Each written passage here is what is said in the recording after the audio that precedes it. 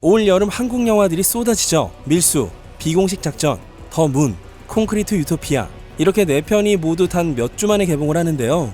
그 중에서 오늘은 미리 본 콘크리트 유토피아 이야기를 해볼게요. 여러분은 지금 기묘한 케이지를 보고 계십니다. 우리 주민들, 내 가족들은 절대로 지키자.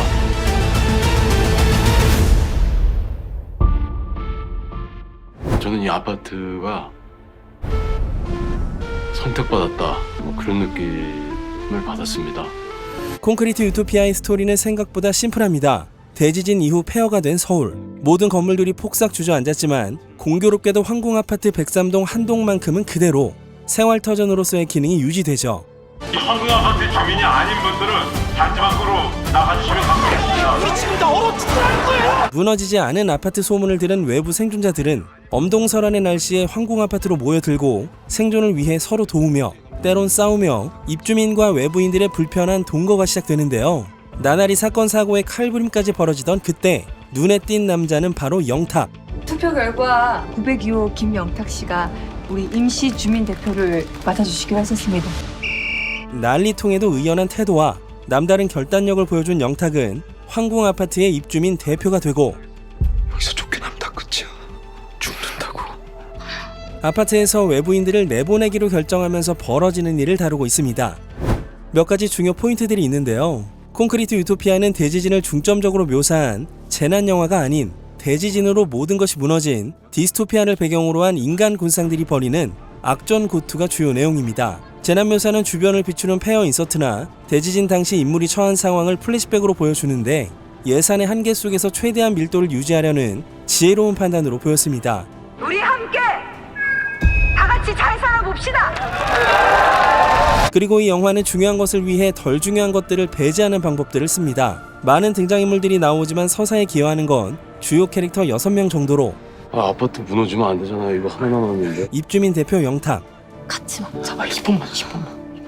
공무원인 젊은 남자 민성, 다 같이 살 방법을 먼저 찾는 게 우선이지 않을까요? 민성의 아내이자 간호사인 명화, 여기 부녀회장이에요. 부녀회장 금혜, 다들 이상하게 희망적이신 것 같아서요. 영탁의 비밀을 알게 되는 혜원, 아니 콩필자들 위주로 뽑았다면서요. 타락해가는 인간들 속에서도 자기 소신을 지키는 도균이 갈등 구조에 스며듭니다. 황궁아파트 103동엔 갓난아기 엄마와 아기도 없고 강아지나 고양이도 전과자도 나오지 않습니다. 한국 영화들의 흔하고 뻔한 서브 플롯도 과감하게 배제하죠. 이미 재난이 터진 이후의 디스토피아라서 누가 누굴 구하면서 희생되는 신파도 없고요. 그간 굳이 나올 필요가 없는 것들을 꼭 나와야 할 것처럼 써먹었던 한국 영화들이 부지기수였기 때문에 이 착실한 선긋기는 영화를 군더더기 없고 이음새가 잘 안 보이도록 해줍니다. 그야말로 적당하다는 느낌. 하지만 이 적당함이 무난함으로 읽힐 때가 있는데요. 이런 포스트 아포칼립스 속에서는 무릇 광인이나 무력 집단 등이 등장하기 마련이죠. 그런데 이 영화가 그은 선 안에선 엔터테인먼트로서 큰 긴장감을 주는 의외적인 사건들은 벌어지지 않습니다. 이상한 컬트 교단, 지독한 계급주의, 삐뚤어진 욕망 없이 슈퍼를 털면서 파티다 파티라고 말하는 정도. 무난하죠. 어디까지나 대표가 된 영탁은 누구인가? 관객들도 다 알고 있는 진실을 다른 인물들이 언제 알게 되는가? 이 아파트의 생존 시스템이 언제 절단이 날까? 이런저런 생각들을 하면서 영화를 따라가게 되는 거죠. 더 지독한 뭔가가 있었으면 했지만 왜 이런 선택을 했는지 납득은 되는 그런 구성이었고 충분히 어두운 영화였습니다. 여기서 쫓겨나면 다 끝이야. 죽는다고. 사람이 어떻게 그래? 가만히 좀 있어. 이 영화가 주는 긴장감은 약간 불편합니다. 그 이유는 이 영화의 내용이 우리가 익히 알고 있는 한국 사회를 썰고 깎고 접어서 축소한 미니어처에서 벌어지는 사회 실험처럼 보이기 때문이죠. 아파트라는 지극히 한국적인 주거 형태 속에서 외부인을 향한 이기심과 폭력이 끝없이 자행되는 가운데 우리끼린 으쌰으쌰 잘 살아보자며 다들 한바구음을 짓는 모습을 보고 있노라면 지극히 프로파간다적이라는 생각도 들고요. 이런 대재난이 실제로 벌어지면 적어도 이렇게 되거나 훨씬 더 추악할 것만 같다는 생각도 듭니다. 배우들의 연기는 훌륭합니다. 이병헌은 머리를 M자로 파가면서 연기력을 불살랐고 특히 부녀회장 금혜를 연기한 김선영은 툭툭 던지는 혼잣말도 버릴 게 없죠. 그러나 박서준이 연기한 민성과 박보영이 연기한 명화는 더 뜨거웠으면 싶었습니다. 가만히 좀 있어. 민성이 흑화되거나 배신감을 느끼고 절망하거나 이런 감정적인 변곡점엔 공감하기가 어려웠습니다. 그저 영화 내내 우유부단하게 고민만 하는 캐릭터로 보이거든요. 명화는 아예 더 바람캐가 되어 민성을 세게 흔들었으면 싶었습니다. 이렇게 말하고 나니 캐릭터도 좀 무난한 게 아닌가 싶죠.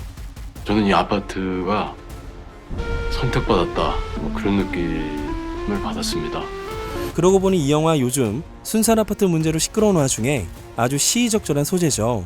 한국 사람들에게 콘크리트로 지어진 아파트라는 건 대체로 평생 벌어 입주하는 내 집 마련의 꿈, 그 상징과도 같고 중산층 주거 환경의 어떤 기준치 같기도 하지만 층간소음, 주차 문제, 부실 시공 등등 문제점도 많은, 근데 또 이만한 것도 딱히 없는 참 미묘한 문화이자 생활 양식인데요. 콘크리트 유토피아의 황궁아파트는 기역자 형태의 복도식 구축 아파트로 이 수평적이면서도 입체적인 구조를 잘 사용합니다. 만약 요즘 아파트 구조라면요, 성경 출애굽기에서 어린 양의 피를 문설주에 바르는 것 같은 이런 장면이라든지 먼 복도에서 누군가를 노려보거나 복도를 내달리거나 몸싸움을 벌이는 장면들이 나오긴 힘들었겠죠. 콘크리트 유토피아의 음악은 꽤 좋은 편입니다. 음악을 과잉적으로 쓴 것도 아니고 음악이 없는 부분도 꽤 되고 믹싱도 너무 크게 한 것도 아니고요. 현악기나 목관악기 음으로 초반부는 봉준호 감독 영화처럼 우화적인 느낌에 후반부는 적절한 공간감을 더해주는 식입니다. 역할에 충실했다 라고 말할 수 있겠네요. 아파트는 도와주세요.